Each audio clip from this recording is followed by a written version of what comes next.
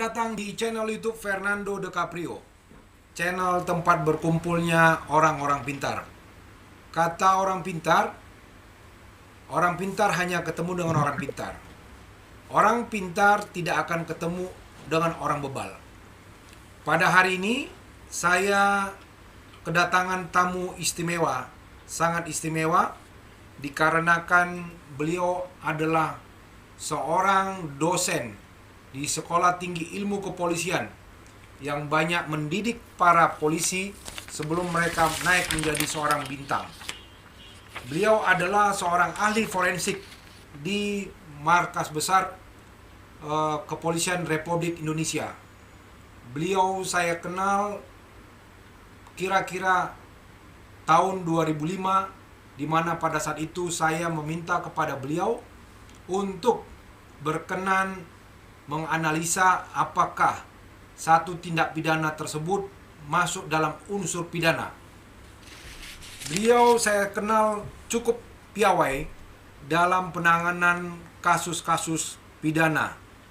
Pada hari ini beliau saya mengundang untuk berkenan memberikan pembelajaran kepada masyarakat, juga memberikan masukan-masukan bagaimana hukum dan penegakan hukum berlangsung di Indonesia. Inilah dia, abang saya, Dr. Robintan Sulaiman, SHMH, MA, MM, CLA. Selamat datang, Bang Robintan.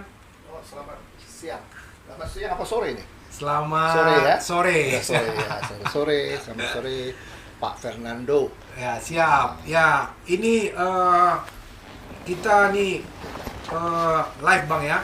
Yo. Disaksikan mungkin banyak para pengacara-pengacara top di Indonesia yang mungkin akan nantinya bertanya kepada Abang selaku ahli hukum forensik yang selama ini membedah kasus-kasus di Mabes Polri. Karena saya dengar kalau Abang sudah bikin LO, ya, itu nggak ada namanya kepolisian di mana aja pun itu wilayah hukumnya menolak LO Abang, pasti masuk unsurnya. Saya mau nanya Abang hari ini bagaimana penegakan hukum dan penegak hukum itu sendiri, kan begitu Bang. Nah, nanti akan kita berikan kepada juga para peserta untuk bertanya kepada Abang bagaimana penegakan hukum itu, atau mungkin para peserta mau bertanya terkait dengan benturan-benturan yang mereka hadapin dalam membuat laporan di kepolisian. Ya, nanti kita beri kesempatan kepada seluruh peserta untuk bertanya langsung kepada Abang. Saya mau bertanya pada hari ini sama Abang, bagaimana menurut Abang potret penegakan hukum khususnya di ranah pidana ini, apakah sudah baik? Silakan Bang. Jadi gini, Pak Fernando, sulit sekali kita menilai sesuatu apakah baik atau tidak. Itu sangat subjektif sekali ya. Tapi saya akui di sana sini masih perlu perbaikan. Kalau dibilang apakah membaik, upayanya sudah ada. Oke. Pak Kapolri kita ini kan punya program presisi. Presisi itu turunannya banyak sekali tuh ya. Nah, tapi belakangan ini kan ada viral juga mengenai tagar percuma lapor polisi. Nah, ini kan bentuk dari, ya kalau boleh dikatakan kan kristalisasi dari kekecewaan masyarakat. Maksudnya percuma lapor polisi gimana Bang? Kan ada tagar tuh, Aha. percuma lapor polisi, kan ramai itu. Oke. Jadi waktu saya lempar ke mahasiswa saya di STIK, rata-rata mereka ngomong ya itu bentuk kekecewaan sih dari masyarakat. Oke. Nah, kekecewaan ini kan tidak bisa dijawab dengan debat kusir kan. Oke. Oh, kami sudah begini, kan itu nggak butuh ya kayak gitu kan. Ya. Jadi harus dimulai dari pembenahan di dalam internal itu sendiri kan. Oke. Kita mesti tahu cost road-nya apa nih. penyebabnya apa. Kalau kita tidak pernah membenahi cause root-nya ini ataupun akar permasalahannya ini, ya kan, maka itu ibarat seperti kita ngusir-ngusir asap, apinya nggak pernah kita ilangin gitu. Jadi akan terus tumbuh gitu loh. Nah, kalau Pak Fernando Silalahi bertanya dengan Abang, apakah bagaimana potretnya itu ya? Ya, saya secara pribadi harus mengatakan bahwa di sini ada perbaikan, walaupun tanpa kita bisa menepis bahwa banyak sekali oknum yang perlu mungkin mendapatkan perhatian dari pimpinan agar supaya realita ini betul-betul didengar gitu. Sebagai contoh, kasus-kasus orang-orang yang terzolimi ya, kan itu banyak viral kan. Nah, itu mungkin mesti menjadi perhatian bagi institusi kepolisian khususnya gitu. Tapi percayalah, Dek, di era serba terbuka ini kepolisian sudah berubah gitu. Jadi Abang punya hati untuk membenahi itu dari hal yang paling bawah, yaitu mengenai penyidikan. Khususnya kita ngomong penegakan hukum. Iya, penegakan hukum. Nah, apa yang mesti dilakukan oleh aparat penegak hukum kita ini? Pemahaman hukum ini harus komprehensif dan holistik. Dua poin yang mesti dipelajari ataupun dipahami oleh penegak hukum ini. Pertama, mengenai filsafat hukum, dan yang kedua logika hukum. Nah, kalau ini tidak pernah dipakai di dalam penegakan hukum, ya, maka akan terjadi distorsi, di mana penegak hukum akan menegakkan hukum itu legalistik normatif. Jadi, contoh nih, legalistik normatif nih. Orang kan kalau pencurian misalnya ya, barang siapa mencuri bla bla bla bla, dihukum misalnya 4 tahun. Nah, sekarang kalau kita tidak memakai filsafat hukum, ilmu perenungan falsafat itu, dan atau juga yang disebut juga ilmu logika, ini akan terjadi ya ketidakadilan. Contoh misalnya orang curi sandal butut 4 tahun hukumannya. Curi berlian yang 1 triliun 4 tahun. Di mana keadilan? Sedangkan kita tahu bahwa tujuan hukum itu kan manfaat, resikerhit, kepastian, dan keadilan. Ada keadilan gitu. Nah, jadi menurut Abang, penegakan hukum ini harus betul-betul dimulai dari top down. Jadi top itu mesti memahami dulu, down itu yang di bawah-bawah ini. Nah, persoalan yang Abang lihat itu ya, makin tinggi statusnya si pejabat ini, makin nggak mau belajar. Ini problem besar, sehingga ada gap, ya. Si yang di bawah ini bingung gitu loh. Nah, sudah tentu fundamental norma fundamentalnya itu ya masalah mental ya, mental dan moral ya, pasti itu. Kalau orang bijak bilang sehebat-hebatnya secanggih-canggih apanya itu mobil itu baru sekalipun kalau dikendarai secara ugal-ugalan pasti rusak kan. Seperti itu.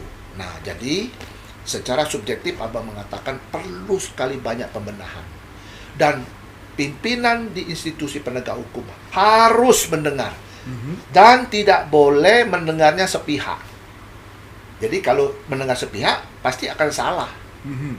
Ya, jangan sampai sekali-sekali ini mendengarkan sepihak, apalagi sudah viral, lantas memberikan tindakan hukuman kepada hukuman. Jangan dulu menurut Abang gitu. Harus di double check, ditemukan orang tuh, dicari gitu loh. Kenapa kok ini bisa terjadi seperti ini? Kalau tidak kan kasihan. Misalnya Abang ngomong yang positif ya. Penegakan hukum itu orang sudah benar-benar apa segala, terus dia dicopot misalnya dalam tanda petik karena viral apa dan sebagainya. Nah, ini juga tidak fair kan. Jadi harus ada keseimbangan itu. Nah, pimpinan harus mendengar, pimpinan harus belajar, pimpinan harus mengambil waktu untuk berdialog dengan bawahan, mengambil waktu untuk belajar filsafat hukum ini, ilmu perundangan dan logika hukum. Masuk akal apa enggak gitu loh. Seperti misalnya dalam penyidikan kan harus ada logika hukumnya juga. Oke. Ini orang ini dibilangin korupsi 1 triliun. Jabatanmu apa? Saya kepala kasupsi, Pak. Kan nggak mungkin Ya. Pak kasupsi punya kewenangan segitu besar. Ya. Ini yang disebut dengan logika tadi.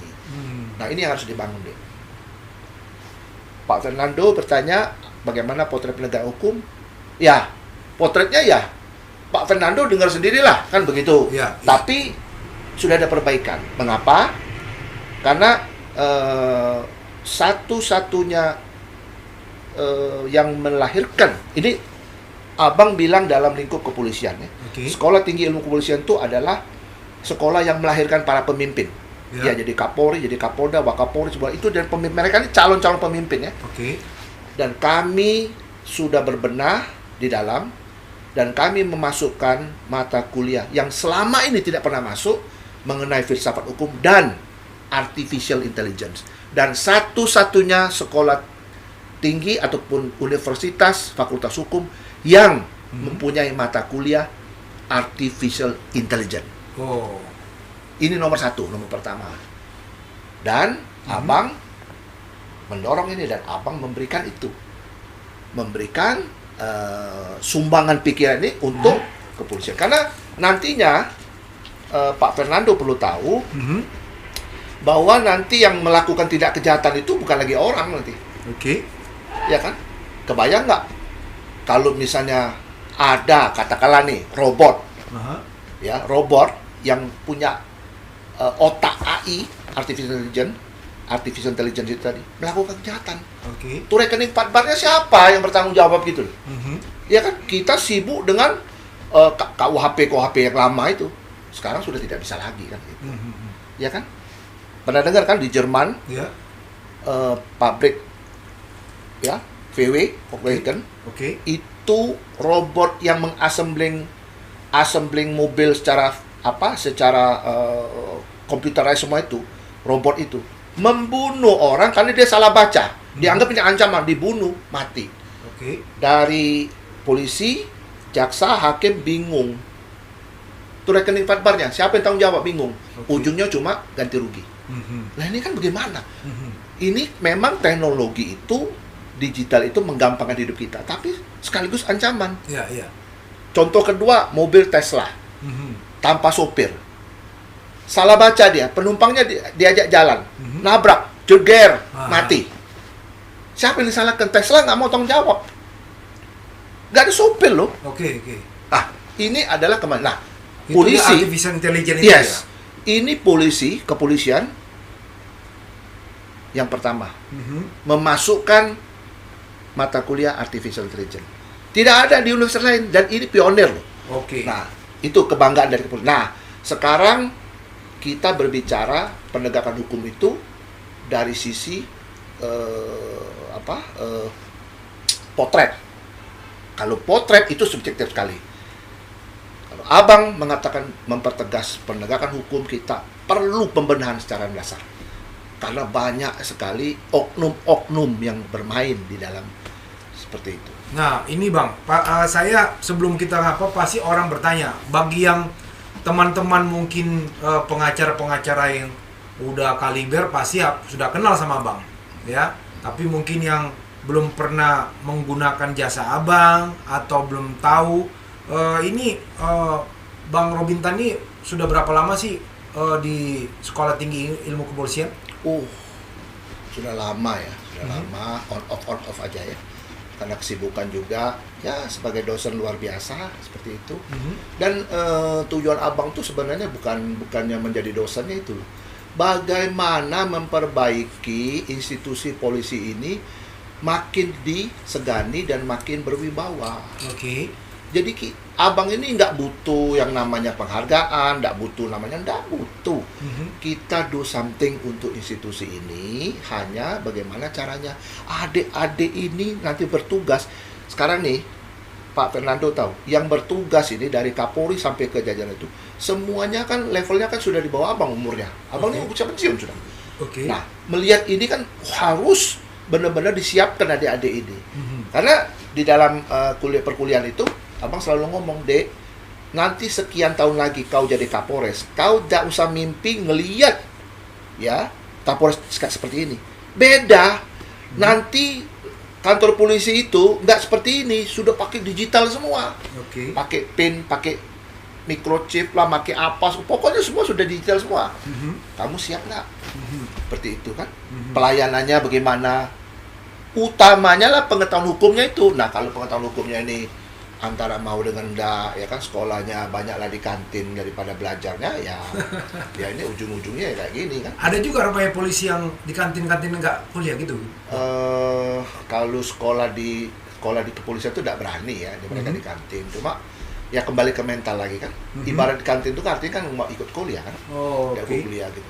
Yang ikut kuliah serius pun ya, itu pun masih banyak yang kurang. Ya, abang nih belajar hukum ya dalam ya. Jadi hukum forensik itu, hukum pidana forensik itu beda dengan pidana biasa. Forensik itu detail gitu loh.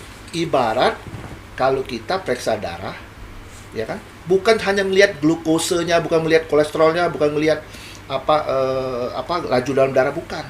Melihat ada virus nggak di dalam darah itu, kan ini lebih detail lagi tuh. Virus apa? Ya kan, ya itu yang diungkap gitu loh. Jadi setiap yang tidak pidana, kalau abang ya audit hukum forensik nggak bisa keluar tuh, pasti ketahuan ada ya, apanya ada apa, dan tidak bisa didebat lagi. Kenapa? Karena semua aturan sudah masuk, doktrin sudah masuk semua, ya kan? Kalau dia memang terbukti ya memang terbukti, kalau tidak ya tidak gitu loh. Ya seperti itu. Jadi forensik. Nah, ini kan sesuai dengan KUHP nih 187 huruf C. Dan tidak banyak yang mengerti. Tidak banyak penegak hukum Polri ini mengerti soal itu. Tidak banyak. Nggak paham juga. Dia udah setiap hari ketemu. Nggak ngerti. Nggak tahu. Dan caranya itu, cara berpikirnya itu begini loh ya. Wawancara itu ya. Ya, wawancara sih tidak ini, interview tidak ada salahnya kan. Cuma begini. Kalau mau fair ya, namanya ahli. Ini kan abang ini ahli. Abang selalu ngomong kalau yang datang sama abang, ini kasus ada yang disembunyikan nggak informasi? Nggak ada bang, ayo sini. Kalau ada di informasi disembunyikan nggak ada guna. Karena nanti outputnya juga bohong gitu loh. Iya. Kan nggak boleh. Karena ahli itu tidak sama sekali membela. Kalau ahli membela itu, ya itu kan tugas advokat membela. Nggak boleh ahli itu, maka itu bukan saksi ahli, keterangan ahli. Karena ahli itu bukan saksi, ya kan? Memberikan keterangan sesuai keahliannya. 187 huruf C itu KUHP. Bagi para penyidik yang on the track, maksudnya dia betul-betul itu dia berani ketemu abang. Tapi kalau dia ada ayun-ayunan, ada titipan, nggak berani. Karena abang nggak mau gitu loh.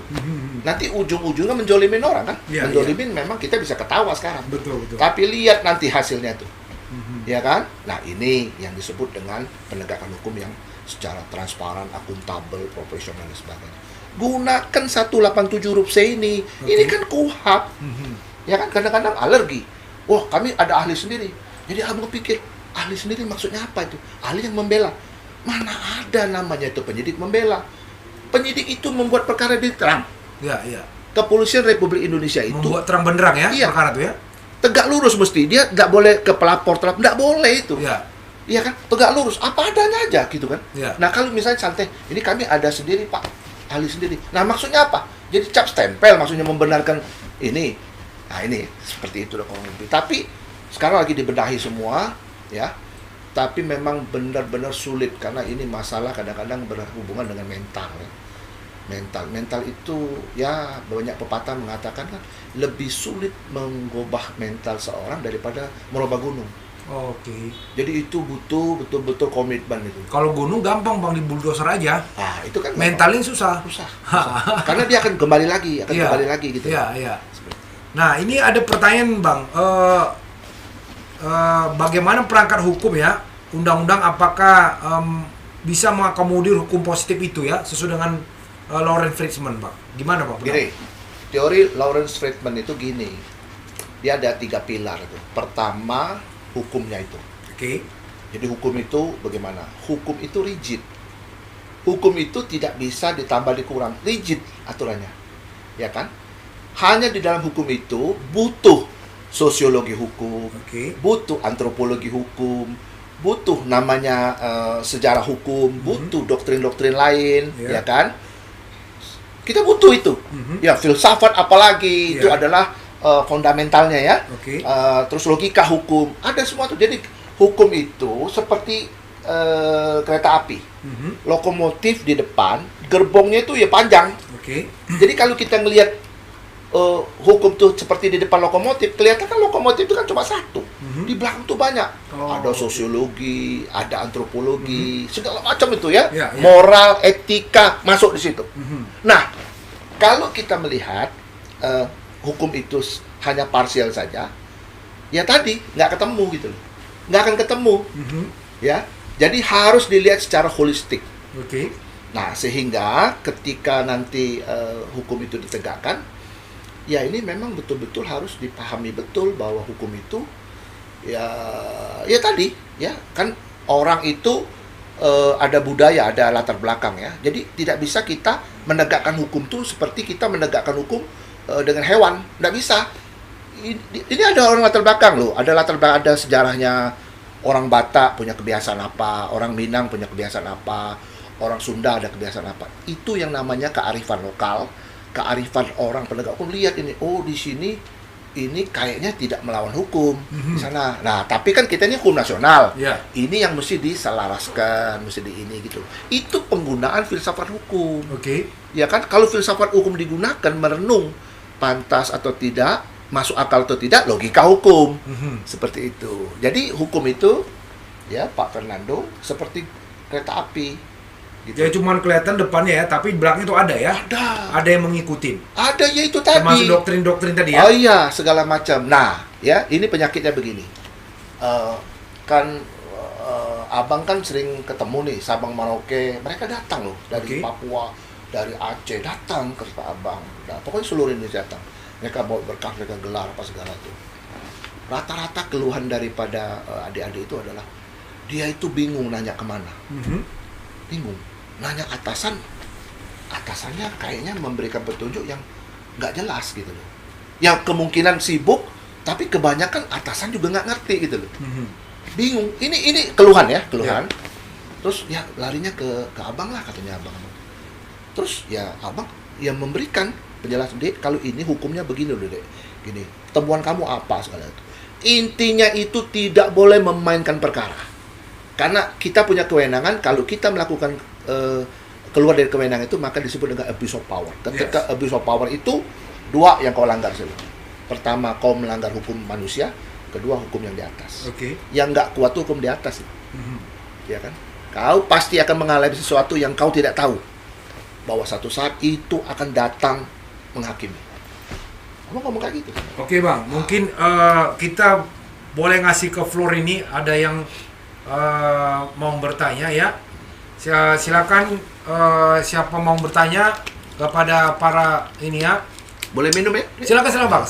Yang penonton setia kami mau bertanya kepada Bang Dr. Robitel Sulaiman selaku ini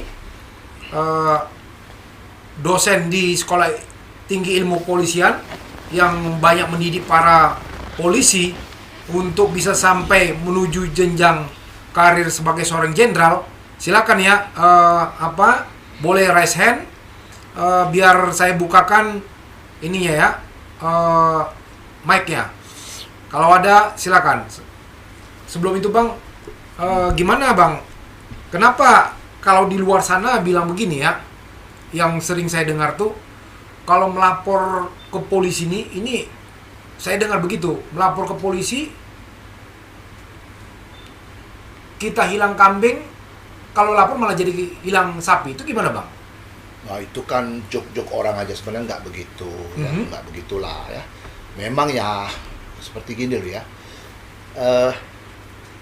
Di tingkat penyidikan ini kan macam-macam tahapan ya, tahapannya seperti ada jenjang lah, polsek, polres dan sebagainya tadi kan. Kemampuan penyidik juga kan macam-macam, nggak bisa kita pukul rata ya. Kalau hilang kambing, hilang sapi itu itu cuma joke aja. Joke aja ya? Joke aja, tidak begitulah ya. Cuma mungkin yang perlu diperbaiki itu cara kita melayani gitu loh. Jangan sampai pelayanan ini menyakitkan masyarakat, ya kan?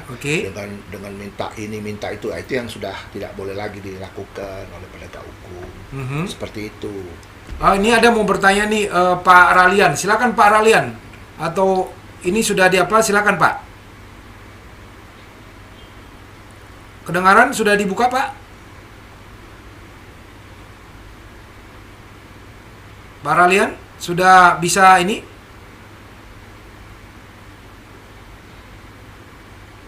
Suaranya nggak ada. Silakan.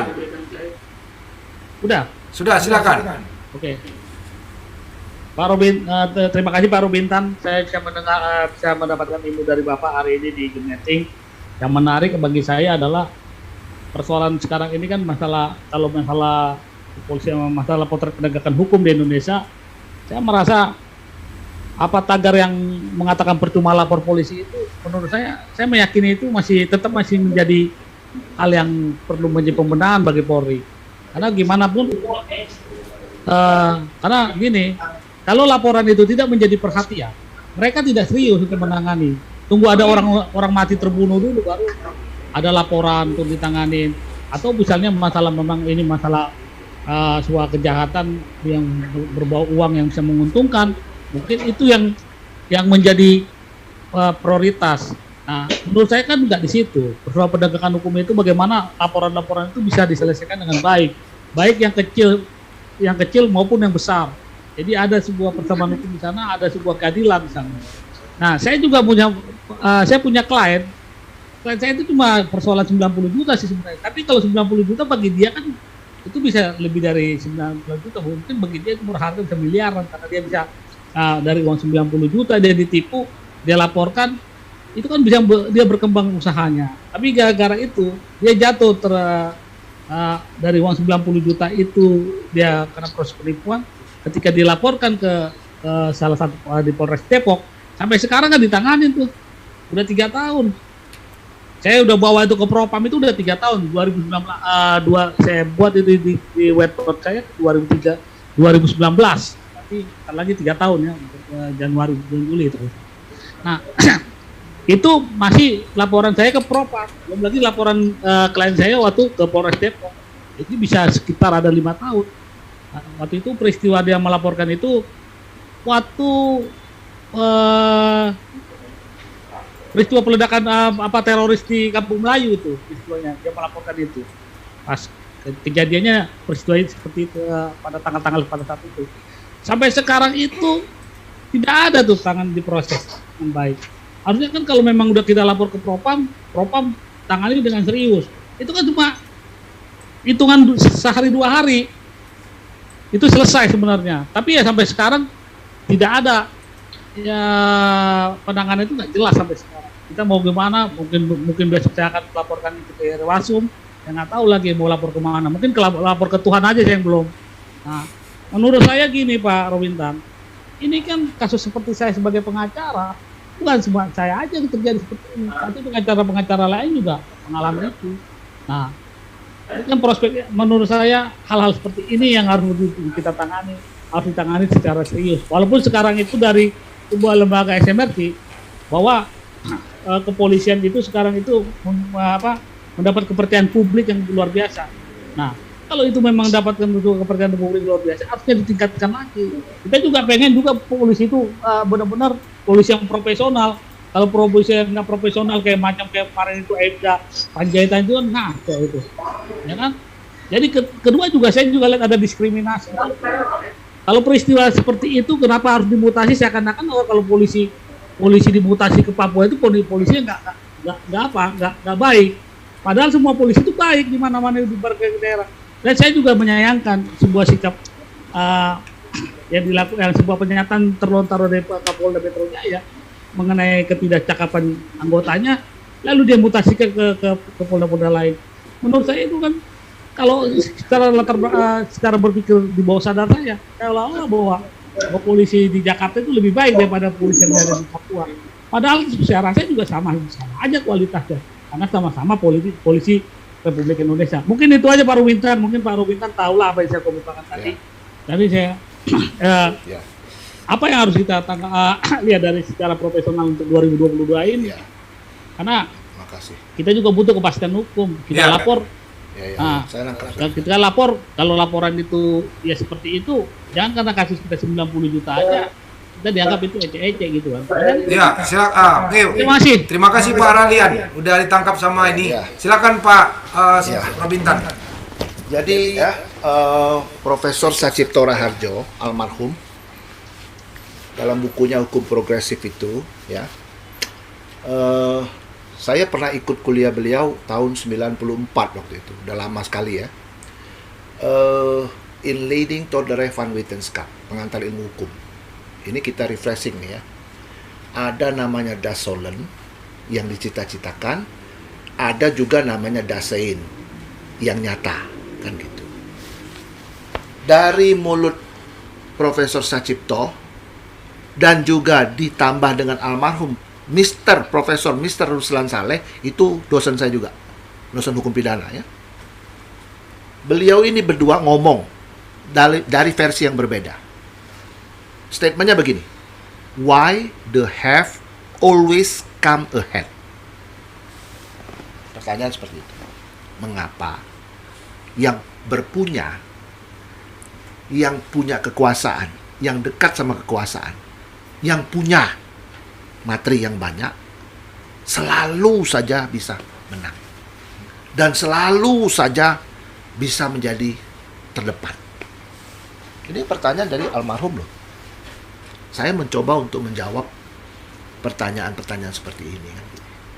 Ini problem adalah problem bukan hukum. Ini problem adalah problem sosiologi hukum yang kurang dipahami oleh penegak hukum kita. Kalau case sudah 5 tahun itu bukan case namanya itu. Itu namanya sweet case. Case itu harus cepat. Tidak boleh menunda sesuatu hal yang kira-kira bisa diselesaikan. Hukum itu, Pak, ketika kita berpikir Dasolen itu bercita-cita. Ini saya punya teman ini ya. Teman saya orang Singapura, tahun 1995 kejadiannya. Sampai sekarang saya masih ingat omongannya beliau itu. Beliau adalah salah satu penegak hukum di Singapura, punya case di Indonesia. Minta bantu saya untuk datang ke pengadilan. Ketika kami di pengadilan pada waktu itu, dia ngomong gini, saya terjemahkan dalam bahasa bebasnya ya. Dia ngomong dalam bahasa Inggris. Bro Robin, kalau Anda melihat begini, penegakan hukum model kayak gini, tidak ada disiplin sama sekali, Anda jangan mimpi ada justice di sini. Dipanggil, diundang jam 10 pagi, sidangnya bisa jam 7 malam. Dengan segala macam alasan. Ini dia ngelihat langsung kepada patologinya loh ya. Peristiwa yang benar-benar terjadi gitu loh. Jadi, apa yang dikatakan oleh almarhum Profesor Sacipto Raharjo ini menjadi bahan perenungan kita untuk memperbaiki diri. Sudah tidak boleh lagi ada seperti ini zaman digital itu. Maka itu Kapolri yang sekarang ini kan, waktu beliau sebelum dilantik waktu di DPR bilang apa? Tajam di bawah, tidak boleh lagi ada tumpul di atas, apalagi samping dan sebagainya tadi. Dan beliau juga buat statement ya, bahwa apabila nanti kepalanya bisa saya potong, katanya diambil, terus ditambah lagi dengan Kapolda kita itu mengatakan digiles apa di blender apa segala gitu. Jadi ini ada komitmen. Nah, komitmen ini yang mesti dibangun bersama-sama. Kalau peristiwa yang Pak Ralian ya, apa? Pak Ralian tadi, mohon maaf nih Pak kalau saya salah nyebut ya. Pak Ralian itu ya. Ini adalah fenomena potret yang sebenarnya tidak boleh terjadi, Pak. Berikan masyarakat itu Rechtszekerheid, kepastian hukum. Apapun resikonya ambil gitu. Tidak boleh digantung gitu loh. Kalau digantung, mau kemana? Betul yang Pak Ralian bilang tuh. Mau ngadu kemana? Nggak, cuma Tuhan aja nggak ngadu gitu. Nah, Bapak tadi menyinggung soal propam. Di internal polisi itu, Pak. Di internal kepolisian tuh Pak, ada memang pengawas-pengawas Pak ya. Irwasum tuh untuk manajemennya Pak. Propam tuh untuk perilaku Pak. Gitu. Nah, yang saya lihat ini yang belum maksimal diberdayakan, sehingga ya seperti ini, Bapak bilang lapor propam juga nggak jalan, lapor ini nggak jalan, ini lapor nggak jalan. Ya karena apa? Tidak ada, dalam tanda petik ya, saya ngomong yang positif-positif aja nih. Tidak ada koordinasi yang baik. Tidak ada pengkoordinasian dengan baik itu, sehingga terkesan jalan sendiri-sendiri. Percayalah Pak Relian ya, polisi sudah berubah Pak. Cuma tinggal oknum-oknumnya ini. Kalau saya diberi kesempatan untuk bicara dengan pimpinan Polri, saya sering ketemu sama pimpinan-pimpinan Polri itu ya. Saya bilang, kalau mobil itu bermasalah, ya, perbaiki mobilnya. Tapi kalau supirnya bermasalah, mobilnya akan diganti, supirnya kita ganti. Banyak Pak, sebenarnya yang bagus-bagus Pak, ya. Kan itu ada yang mantan murid saya pas. Saya lihat ini bagus-bagus nih orang-orang ini loh. Kerjanya bener ya. Kerjanya maksudnya on the track. Dia betul-betul sincere. Tapi tidak mendapat kesempatan gitu loh Pak. Untuk duduk menjabat di tempat itu Pak. Ya kan? Nah sekarang sudah berubah Pak. Dulu kan urut kacang Pak. Angkatan sekian harus angkatan. Enggak. Sekarang enggak lagi Pak. Siapa yang mampu diberi kesempatan. Diwanjak diberi kesempatan. Nah, ini sudah tidak boleh lagi ya. Ada yang disebut dengan manajemen window. Buka pintu lihat senang siapa tuh, tidak boleh lagi itu. Yang harus betul-betul berdasarkan kinerja. Ini sudah mulai Pak di kepolisian itu Pak. Nah, mudah-mudahan ini betul-betul membaik Pak ya. Bagi katakanlah kan itu kan merupakan reportnya ke atasan kan. Kenapa kok kasus 5 tahun nggak selesai-selesai? Ada apa ini gitu loh. Kenapa nggak 50 tahun sekalian kan begitu. Ini harus ada evaluasi dari atasan. Nah, yang tadi saya sebut tadi, atasan-atasan ini satu tempo, ya kan? Satu tempo nih ya. Ya dia juga tidak memahami masalah itu sehingga ya gantung, Pak. Seperti itu ya, Pak Lele. Membaik, Pak. Kepolisian sudah mulai membaik, Pak. Ya, sudah mulai banyak apalagi generasi muda nih, Pak ya. Itu, Pak ya, yang tidak mau mengikuti, saya ulang ya, yang tidak mau mengikuti perubahan zaman itu akan digiles oleh zaman itu sendiri dan akan left behind, akan ditinggalkan gitu. Gitu kurang lebih, Pak. Oke, sudah dijawab sama Dr. Robintan ya. Mungkin ada yang bertanya lagi dari ini audiens, silakan. Mumpung beliau nih, saya mengundang beliau sangat sulit ya, karena di Mabes Polri kalau nama beliau cukup dikenal ya. Kalau kalangan jenderal disebut namanya Robintan Sulaiman, semua pasti sudah tahu. Silakan Pak Hotman Gafandi. Siapa? Izin. Saya cuma ingin berpendapat. Bagaimana tentang pendapat seorang pimpinan itu dengan gaji yang standar internasional, apakah dia mau tidak melakukan korupsi atau penyelewengan hukum? Namun demikian dengan kondisi yang sekarang ini di Indonesia, dengan gaji yang mungkin di bawah standar internasional, jauh ya di bawah standar internasional, apakah dengan demikian dia bisa mendapatkan lebih dari gaji standar internasional? Artinya kepuasan orang dalam hal menggaji ini juga mempengaruhi. Menurut pandangan atau pendapat Bapak bagaimana? Terima kasih Pak. Itu aja Pak. Pak Hotman dari mana Pak ya? Siap. Dari Polda Metro Pak. Oh, dari Polda Metro. Oh, terima kasih Pak Hotman. Ini pasti Pak Hotman tahu Pak Robintan ya. Di bagian apa Pak Hotman? Siap, di Krimum Pak. Oh, di Krimum ya. Oke, terima kasih telah berjoin ya. Silakan Bang Robintan untuk ngasih pendapat terhadap pertanyaan dari Pak Hotman. Ya, itu sebenarnya masalah klasik ya, masalah gaji, masalah apa itu penghasilan dan sebagainya tadi ya. Tapi kita tidak boleh menaifkan bahwa memang penghasilan itu mesti dipikirkan ya, untuk menjaga sesuatu integritas orang agar tidak tergiur dengan godaan-godaan tadi ya. Jadi begini filosofi hidup tuh begini Pak Urman ya. Filosofi hidup ya. Hidup ini kita renungkan nih ya. Kita nih nyari apa? Itu dulu pertama ya. Yang kedua, kalau kita memilih menjadi pegawai negeri, CQ jadi polisi, kita sudah tahu kan bahwa polisi itu penghasilan begini, kita sudah tahu gitu. Ya kan? Berarti kita memilih seperti itu. Pertanyaan salah apa enggak? Enggak ada yang salah gitu. Nah, itu yang pertama. Yang kedua, menurut saya nih ya, kalau kita kejar keinginan kita, itu pasti berujung malapetaka itu. Tapi kalau kita kejar kebutuhan kita, tidak. Jadi kejarlah apa yang kita butuh, jangan yang kita ingin. Kalau kita ingin tuh, keinginan manusia satu, Mahatma Gandhi bilang gitu, dia mampu memberikan, bumi kita ini mampu memberikan seluruh manusia di hidup ini makan. Tapi dia tidak mampu terhadap satu orang yang serakah. Jadi kembali lagi kepada moral kita, kembali lagi pada pribadian kita. Ketika kita itu memilih sesuatu, ya kita tahu konsekuensinya gitu loh. Seperti itu. Nah, di kepolisian memang miris kalau menurut saya. Ya, untuk penggajian. Tapi apa mau dikata, memang kemampuan negara segitu gitu loh. Jadi kita tidak bisa memaksakan diri untuk lebih.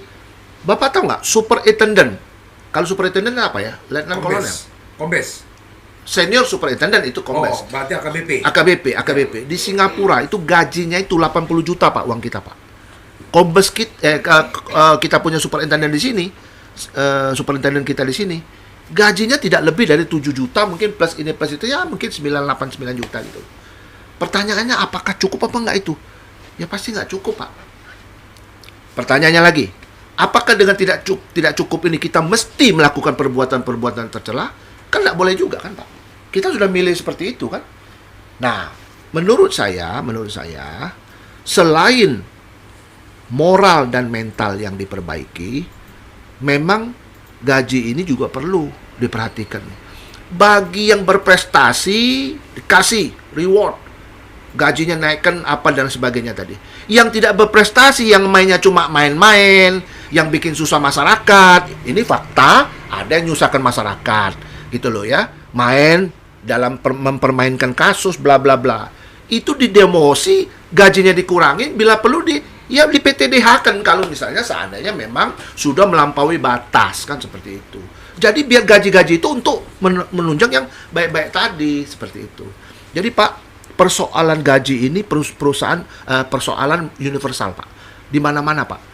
Bapak jangan lihat yang negara-negara seperti Singapura, Amerika, itu kan maju-maju bukan. Kita lihat di Albania, di Yugoslavia, kita lihat di Eropa ya. Kalau kita lihat lagi kalau di benua Afrika itu ya, banyak negara-negara. Polisinya juga India, murah-murah Pak. Malah murah dari kita Pak. Gitu loh. Nah, sepertinya hal seperti itu. Kejadiannya ya mirip semua gitu loh. Jadi kembali lagi Pak, kalau kita sudah menjadi penegak hukum Pak, memang tantangannya luar biasa. Ya kan? Karena apa? Yang kita lihat itu Pak, bukan hanya persoalan orang lain, kita juga melihat persoalan kita gitu loh Pak.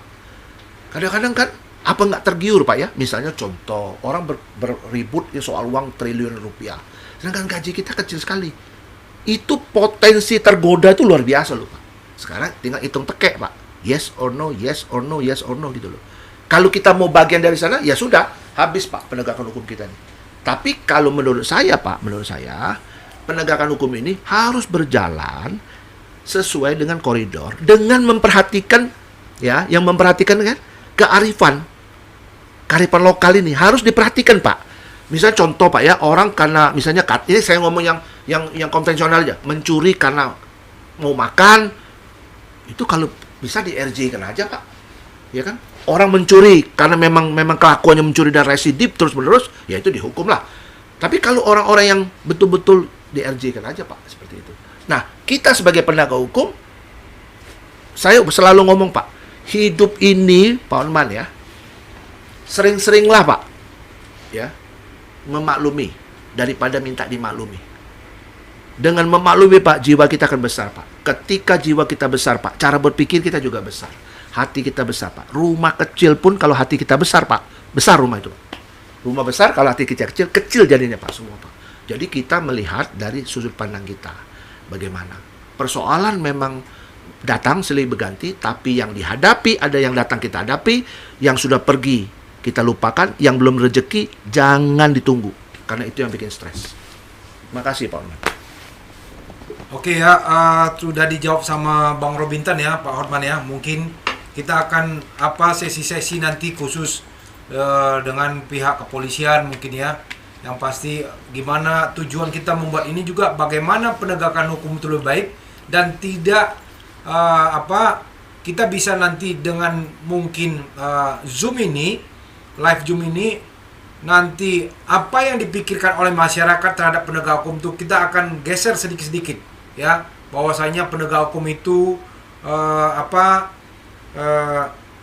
memandang sebelah mata terhadap pelapor-pelapor yang tidak dekat sama kekuasaan. Nanti akan mungkin tergeser stigma seperti itu dengan dengan kita sering-sering mengadakan talk show supaya masyarakat di luar sana juga tahu kalaupun ada stigma seperti itu hanya oknum saja ya.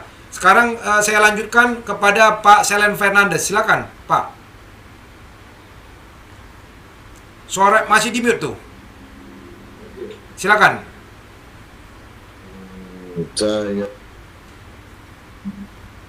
Itu di mute lagi. Tolong dia, Pak. Oke. Now it's okay? Oke, it's okay. Oke, thank you very much. Salam hormat Pak Robintan. Salam hormat juga buat Pak Fernando. Saya hanya melengkapi aja di mana perkataan Bapak itu sungguh benar semuanya. Izin sedikit, dari tahun 94 di Jakarta saya kenal polisi sungguh banyak. Nah, pernyataan Bapak pada saat polisi telah banyak berubah, itu saya angkat jempol dan saya iakan. Absolutely you're right, I agree about that. Banyak sekali polisi yang sudah berubah.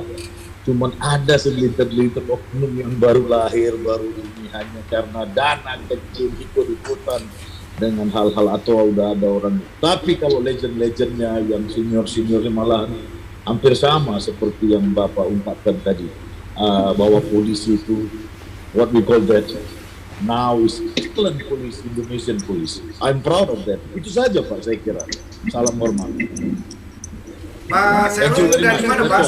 Pak Selen dari mana? Saya sipil, saya seorang aktor. Oh, aktor ya? Saya pernah lihat kayaknya bekas bawa film ini. Kalau untuk boomingnya itu di ayat-ayat cinta, aktor film di ayat cinta, antagonisnya Pak. Pak Fernando. Aktor ayat cinta ya? Iya. Ternyata ada artis juga ada yang berkenan ini ya, join dalam politik hukum ya. Rupanya artis mau ngerti hukum juga ya nih ya. Iya, belajar Pak Fernando, belajar. Oh, siap. Lagi belajar, iya. Saya senang dengar ini karena lihat kan rakyat melihatnya bahwa kadang-kadang mereka menunjukkan sesuatu hal yang tidak benar. Dengan adanya demikian mereka mata terbuka bahwa satu orang yang berbuat maka terus mereka ikut. Memang image dulu ya polisi, tapi beberapa oknum yang dulu ya demikian. Tapi sekarang they already change it. Mereka semua udah tuh berubah. Iya, sangat berubah. Nah, saya senang dengan adanya ini DiCaprio ini, saudara kita Mr. Fernando. Sounds good, man. I love it. Oke, thank you. Thank you, Mr. Robintan. Thank you, Mr. Selen Fernandes ya. You are an actor ya. Thank you too, yes. Oke, sekarang saya berikan lagi kepada audiens kalau ada yang mau bertanya, silakan.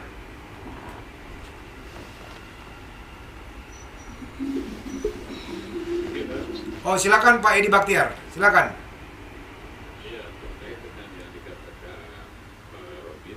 Suaranya kurang kencang Pak Edi, bisa dikencangin lagi? Tes 1 2. Oke Pak. Ya.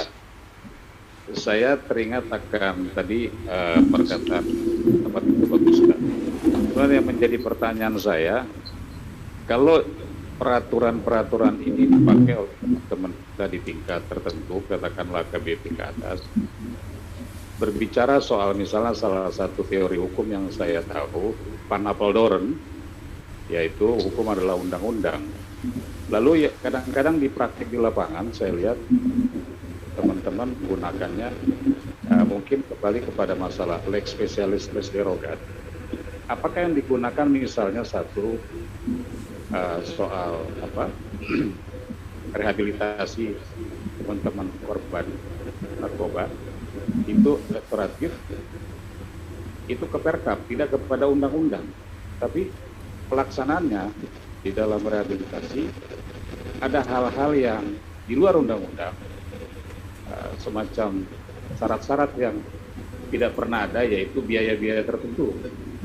Nah, kira-kira di mana fungsi kontrol kita supaya ke depan hal ini akan menjadi lebih baik? Itu aja kira-kira. Terima kasih. Oke, silakan Bang Robinton mungkin menyapa juga Mr. Shellen sama Pak Edi. Silakan. Pak Shellen, thank you very much for your response. Have a good day, Pak. Pak Bahtiar ya, Pak Edi Bahtiar ya, Pak. Gini Pak, kalau kita berbicara narkotik, Pak narkotika itu memang ada kesalahan Pak dalam persepsi menegakkan hukum ini Pak. Jadi korban-korban itu sebenarnya jangan dihukum Pak, ya.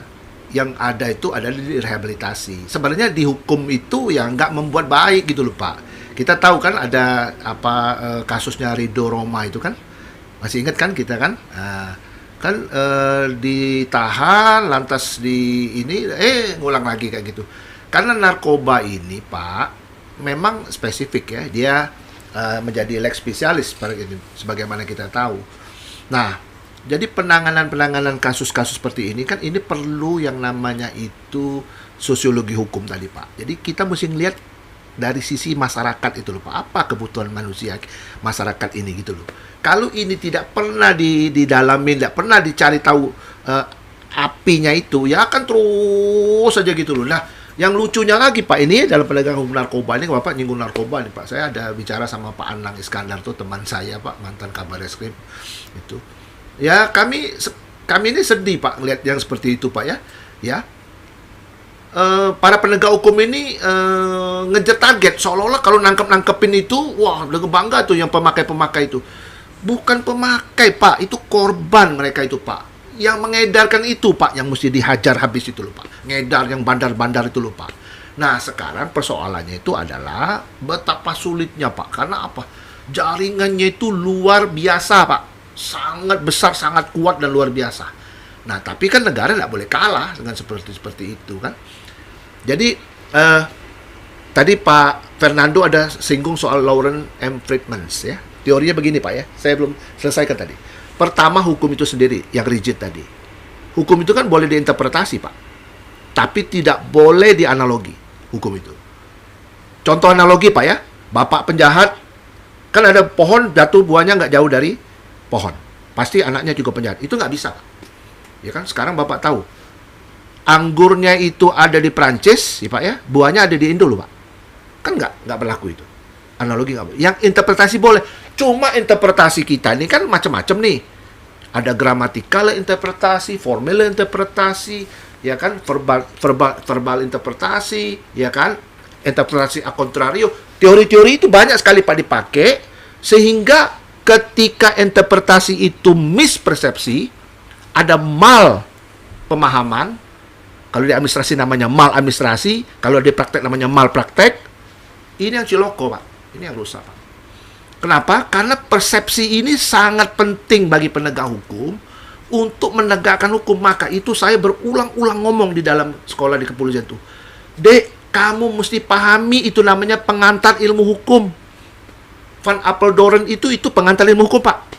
Ya, Susilo, Suryono, Sukanto, Purnadi, Purbacaraka itu bapak-bapaknya semua tuh pengantar ilmu hukum tuh.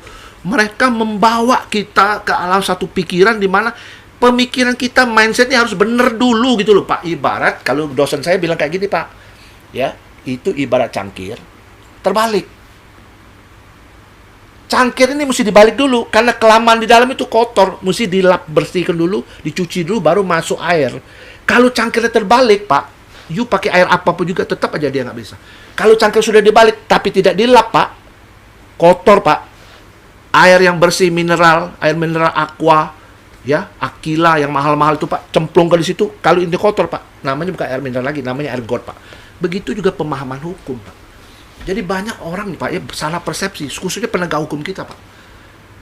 Ini masalah klasik dan saya tahu persis permasalahan di internal itu. Orang makin tinggi jabatannya, makin nggak mau belajar itu Pak. Ini penyakit Pak. Mestinya semakin tinggi dia semakin belajar kan? Dia sudah menggunakan logika dia yang strategik bagaimana. Tapi dia mesti Bapak bayangin nggak Pak ya? Bapak bayangin ya. Duduk di Irwasda, duduk di Irwasum, duduk jadi propam, duduk jadi wasdik.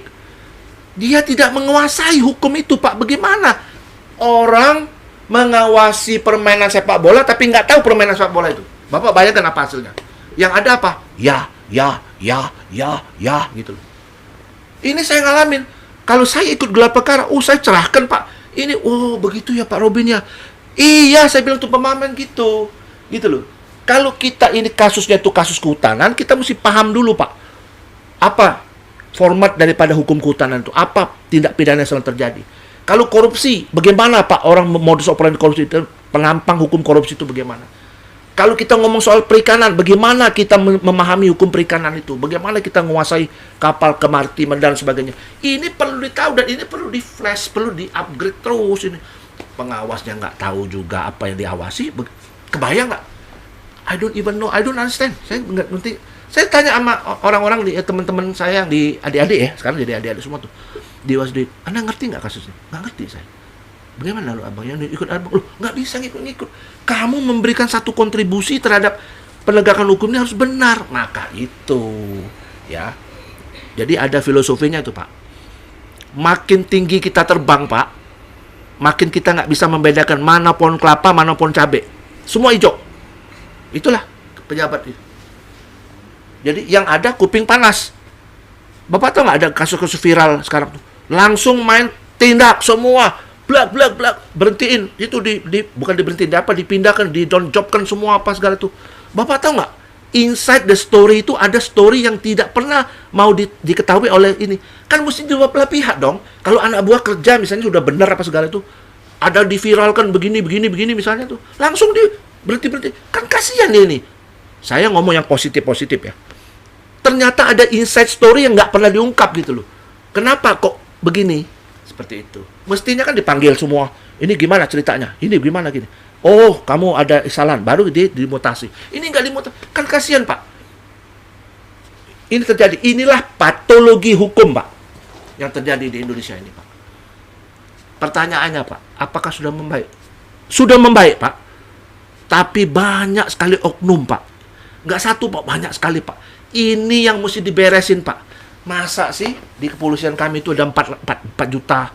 Nggak tahu 4 juta berapa tuh? 400.000 kalau salah. Masa sih nggak ada 0,1% lah orang baik-baik gitu. Masa sih? Banyak Pak. Teman-teman saya yang mantan-mantan jenderal ya, yang dekat sama saya.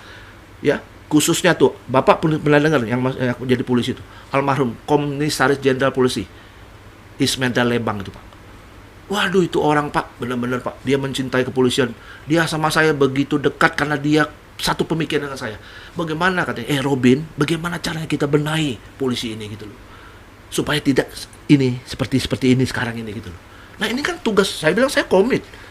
Saya komit banget itu loh Pak untuk memperbaiki ini Pak. Supaya kenapa? Supaya ke depan masyarakat tidak lagi muncul tagar percuma lapor polisi. Waktu saya lempar ke mahasiswa STIK Pak, anak-anak pintar-pintar semua tuh, 143 orang tuh Pak. Dek, menurut kamu gimana nih? Ini bentuk kekecewaan masyarakat Pak. Tidak usah dijawab dengan debat kusir, mencari pembenaran, ini itu, nggak perlu. Perbaiki kinerja kita. Itu ini. Iya kan? Orang bijak bilang apa Pak? Ya, orang pandai Pak Itu kelebihan cara, Pak. Tapi kalau orang yang tidak pandai, kalau nggak mau dibilang blow on, itu kelebihan alasan. Jadi kita jangan kasih alasan untuk kerja yang benar. Perbaiki, jangan sampai ada tagar ini lagi. Kepolisian kita harus kita jaga, karena kepolisian kita paling komplit, Pak. Fungsinya, Pak. Paling komplit. Coba, fungsi apa yang ada? Kesehatan ada, psikologi ada. Semua ada loh, Pak. Alatnya ada semua loh, Pak.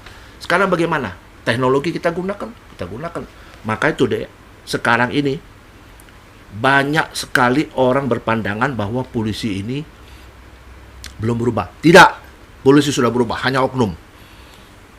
Saya ulangi lagi, sudah berubah, tapi oknum ini yang harus dikejar, dikasih hukuman. Dibina tidak bisa, ya sudah dihukum gitu loh. Jangan lagi kasih job apa segala gitu loh. Seperti itu, Pak. Ya, mudah-mudahan penjelasan saya memang tidak terlalu memuaskan, karena memang bukan alat pemuas, Pak, ya, gitu kurang lebih. Silakan, Pak Edi di mute, suaranya itu belum keluar, Pak Edi. Suara Pak Edi nggak keluar. Ya, silakan. Saya setuju dengan pendapat Pak Robin, karena memang hal-hal yang pernah saya temui dengan teman-teman, saya bilang, coba dong kalian duduk, nongki istilah sekarang, lakukan assessment seperti itu, mana yang bisa, mana yang tidak. Karena sudah terlalu banyak korban. Karena ini adalah semua korbannya adalah masyarakat Indonesia yang punya polisi, kebanggaan kita polisi di Indonesia. Itu kira-kira bahasa saya yang sederhana. Setuju Pak Robin? Terima kasih. Terima kasih ya Pak Edi. Ini saya lihat tadi Pak Thompson mau bertanya. Silakan Pak Thompson. Suaranya kurang kencang Pak. Silakan Pak Thompson. Yo. Halo? Ya, kedengaran. Ya, silakan Pak. Kedengaran. Ya, selamat sore Pak Fernando. Selamat sore Pak narasumber. Nah, tadi saya baru masuk kira-kira 20 menit. Lagi ada kerjaan. Sebenarnya saya sudah menanti-nanti acara ini, karena banyak yang mau saya sampaikan pada narasumber kita, Pak Robin Tan.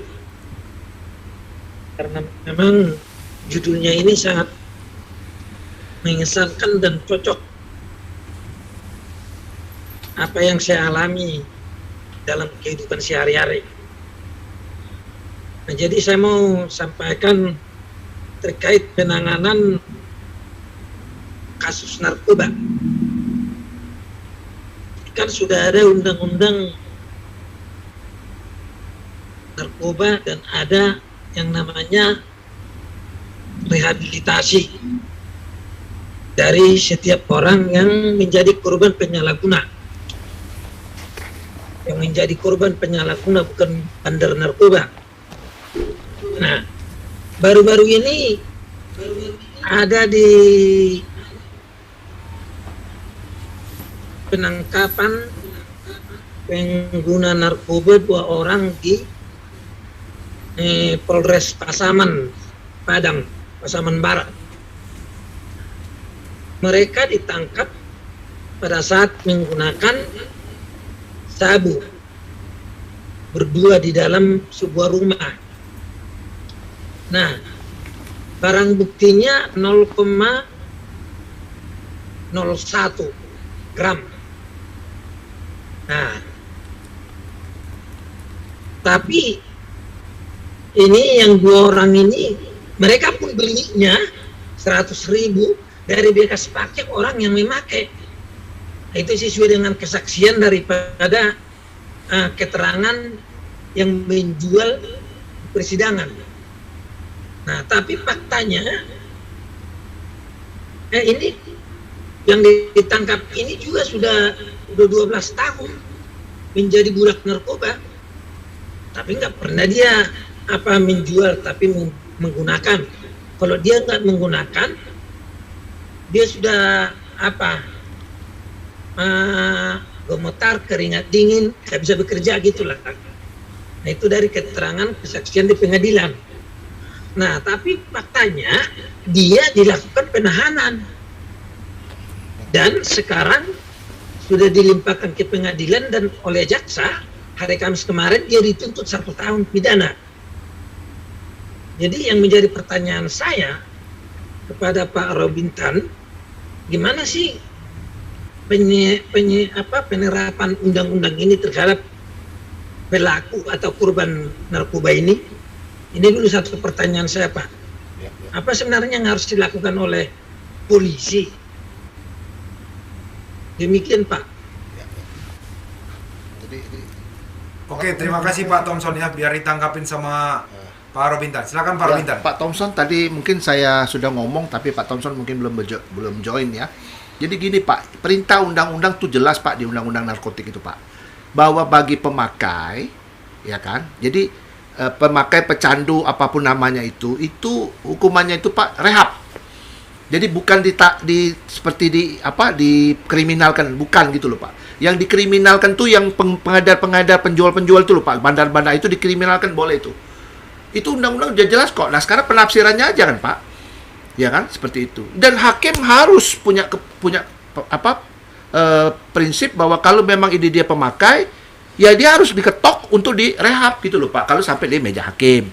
Tapi kalau di penyidikan di assessment ada Pak itu Pak, assessment Pak. Sebenarnya Pak ya, rehab sama penahanan itu hampir sama Pak.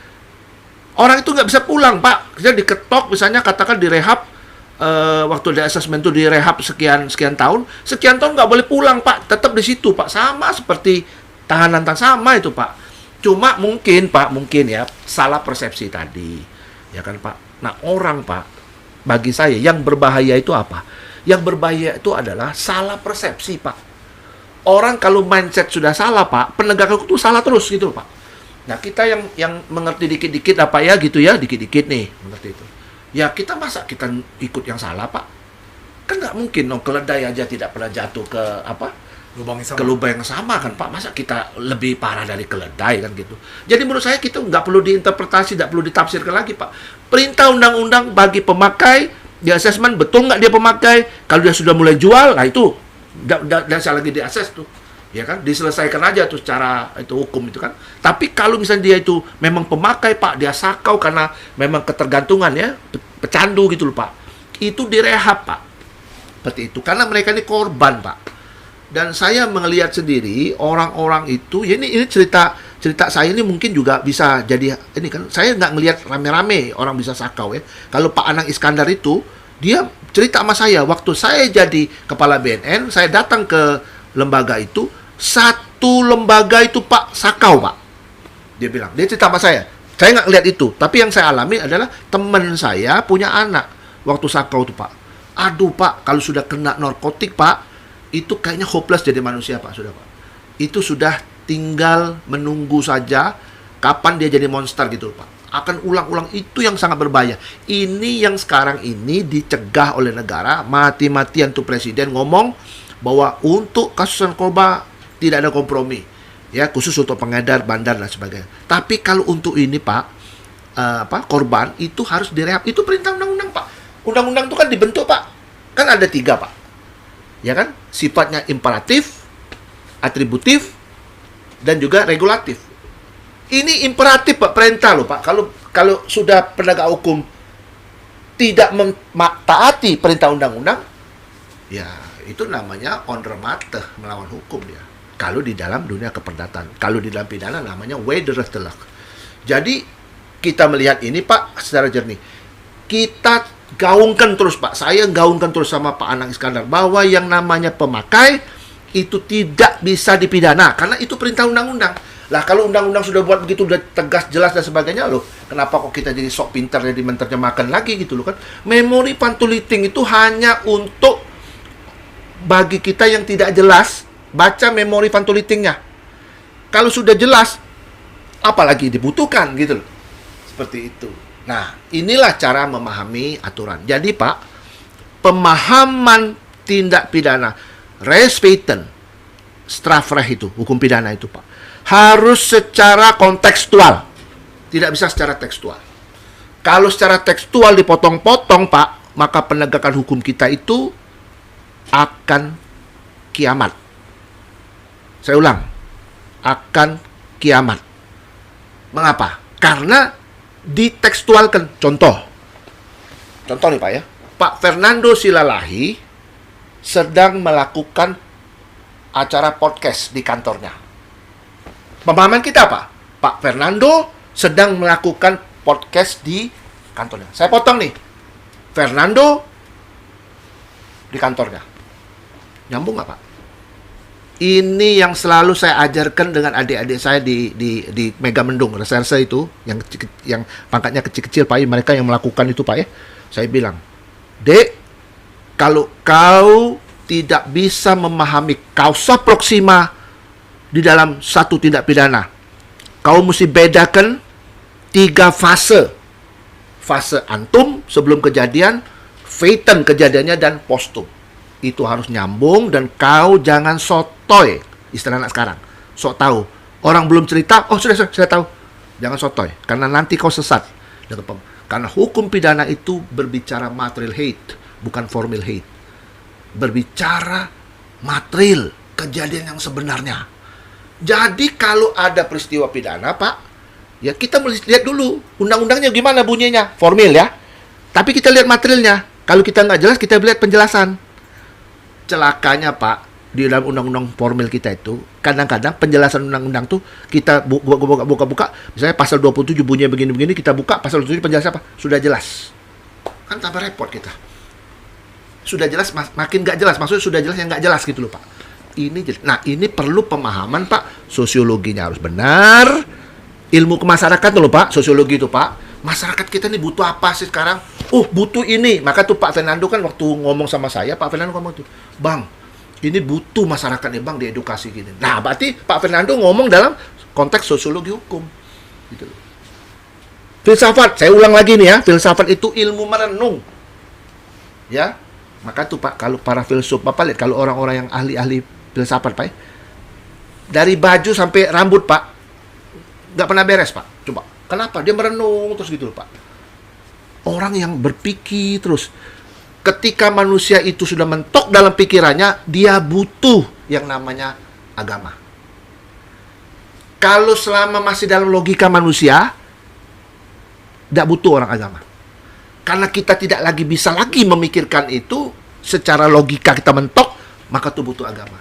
Maka dari itu Pak, dari zaman dulu sampai sekarang Pak, agama itu nggak bisa kita campur adukkan dengan yang namanya itu kehidupan hari-hari yang bersifat politik, yang bersifat hukum. Nggak bisa, nggak nyambung Pak.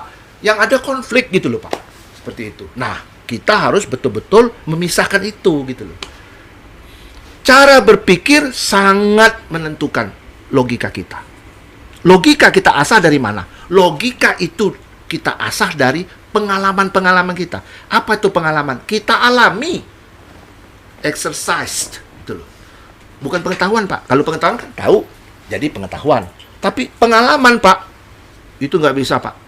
Harus dilakoni. Orang yang berpengalaman, Pak, I have been for 30 years bersama polisi, Pak. Saya tahu persis, Pak, persoalan polisi itu. Saya tahu persis bagaimana cara berpikir polisi. Saya tahu persis perutnya polisi. Saya tahu persis kelemahannya di mana. Saya tahu persis gitu. Ini yang mesti terus dirubah, terus diperbaiki gitu. Mengapa? Karena saya punya cara berpikir yang positif gitu loh Pak. Pertanyaannya banyak yang negatif, banyak Pak oknumnya Pak. Begini. Itu biar aja. Tapi Pak, saya ngomong di luar konteks nih Pak ya. Tanamlah yang seperti itu. Kamu lihat, saya percaya Pak, satu saat itu akan kembali kepada kita lagi Pak. Dia tidak pernah salah alamat dan tepat waktu Pak. Kalau kita menjolimin orang Pak ya, satu saat kembali alamatnya pas, RT RW-nya pas, alamat tuh pas lagi, pas waktunya. Dan kalau Tuhan baik Pak, yang didolim itu bisa melihat Pak apa yang terjadi. Nah, jadi saya bilang sama adik-adik penyidik itu, Dek, kau jangan bermain-main dengan hukum ini, karena ini masalah nasib orang. Karena nasib orang, maka itu setiap kasus yang masuk di kepolisian ini, kau dalami kausa proximanya. Kau dalami kronologi itu secara benar gitu loh.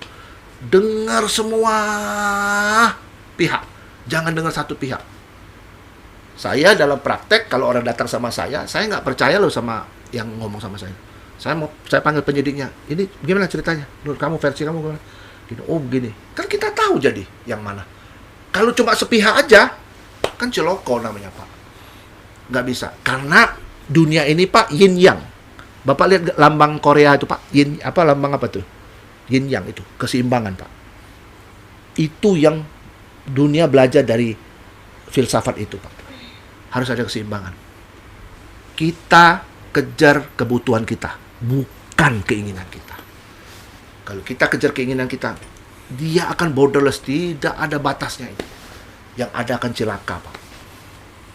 Luar biasa pertanyaan Bapak mengenai narkotik, Pak ya. Saya ulang, Pak ya. Perintah undang-undang itu rehab. Titik. Nggak usah sok pintar kita menerjemahkan itu lagi, udah jelas kok. Seperti itu. Terima kasih, Pak. Oke, Pak Thompson. Sudah puas dengan jawaban dari Pak Robintan? Iya. Itu terkait dengan penerapannya, iya. Tapi kan gini, Pak. Saya kan seorang wartawan. Saya mengikuti proses persidangannya terkait penerapan undang-undang itu. Ada juga instruksi daripada Kapolri, ada instruksi daripada Jaksa Agung, ada juga instruksi daripada Ketua Mahkamah Agung yang menyatakan setiap pengguna korban penyalahgunaan narkoba direhabilitasi. Nah, ketika saya bikin berita itu, jaksanya saya bilang tidak patuh terhadap instruksi Jaksa Agung, dia malah ya marahlah dalam artinya menjelek-jelekan kita. Katanya saya bilang itu kan pimpinanmu yang bilang instruksi, belum lagi berkaitan dengan aturan-peraturan undang-undang, saya bilang gitu. Nah, yang menjadi pertanyaan saya sekarang, bagaimana ketika undang-undang itu tidak dijalankan? Apakah ini polisi, jaksa ini bisa dikasih sanksi itu?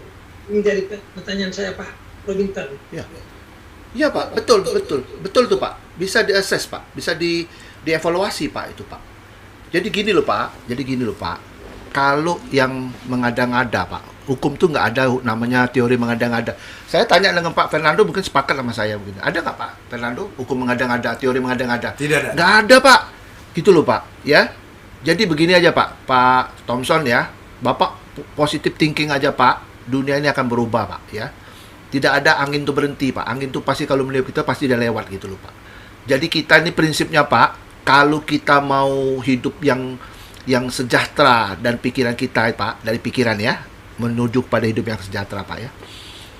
Kita yang nggak benar kita ngomong. Nah, masalah omongan kita nggak didengar itu bukan urusan kita lagi gitu loh, Pak. Gitu, Pak ya. Itu yang pertama. Yang kedua, Pak, kalau kita mau hidup ini bukan kelihatan baik, Pak, tapi berbuatlah baik. Tidak perlu menjelek-jelekkan orang lain untuk supaya kita kelihatan baik. Tidak perlu. Yang perlu tuh kita berbuat baik terus. Masalah orang kita berbuat baik, orang masih protes sama kita bilang nggak baik, itu bukan urusan kita, Pak. Bapak bener tuh, Bapak ngomong berita, udah Bapak ngomong aja. Persoalan nanti tidak diterima, Pak, ya kan? Itu bukan urusan kita lagi, Pak. Bapak tahu nggak? Profesor J.E. Sahetapi, beliau almarhum, Pak, berapa bulan yang lalu udah meninggal dunia, Pak ya. Beliau mengatakan gini, Pak. Bapak pegang omongan beliau ini, Pak. Secepat kilat sekalipun kebohongan itu, Pak, satu saat kebenaran akan mendahuluinya. Dan saya senang sekali dengan statement itu, dan itu terbukti, Pak. Bapak ngomong yang benar itu satu saat akan benar. Sekarang, Pak, yakinlah, Pak, kita ini sudah membaik negeri kita nih, Pak, dengan pemimpin yang baik ini, Pak. Ya kan? Pemimpin yang baik belum tentu benar, Pak ya. Tapi saya lihat ini baik, tapi menuju benar ini, Pak. Seperti itu. Nah, mudah-mudahan, Pak, ini yang saya sampaikan itu bermanfaat, Pak ya. Saya ulang, Pak, untuk yang namanya pemakai, kan dibuktikan dalam penyidikan, Pak. Itu perintah undang-undang. Jadi nggak usah ditafsirkan lagi. Kalau mereka mau nafsirkan lain, ya sudah, bukan urusan kita, Pak. Itu urusan dia lah, itu nanti urusan sama atasannya tuh. Dan atasannya bisa menilai kan, dan atau nanti masyarakat yang akan menghukum itu. Seperti itu, Pak. Ya. Terima kasih Pak Thompson ya. Tetap semangat Pak Thompson.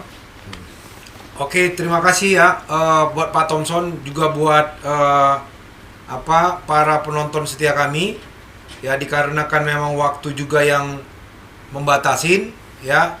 Mungkin kami akan membuat sesi berikutnya ya, yang mungkin akan lebih dahsyat lagi nanti. Karena tadi Pak Robintan Sulaiman sudah membukakan sedikit adanya adanya berita-berita viral yang mencopot anggota penyidik maupun penuntut umum.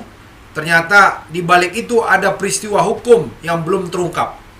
Ya, nanti akan kita bukakan ada peristiwa hukum yang sangat viral.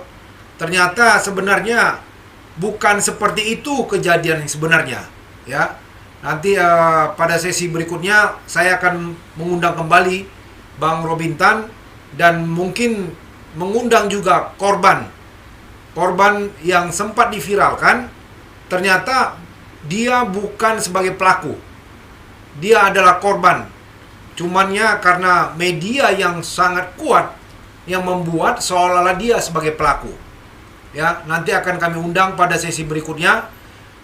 Sebelum saya tutup, saya akan membagikan quote sesuai dengan apa yang disampaikan oleh Bang Robintan terkait dengan penegakan hukum, juga terkait dengan apa yang dialami oleh Pak Thompson, kekecewaan terhadap mungkin penegakan hukum atau penerapan hukum terhadap seorang pengguna narkotika. Hari ini saya membagikan quote, dia bilang seperti ini. Jangan cemas kalau badai datang, karena di sana sudah ada pelangi yang menunggu.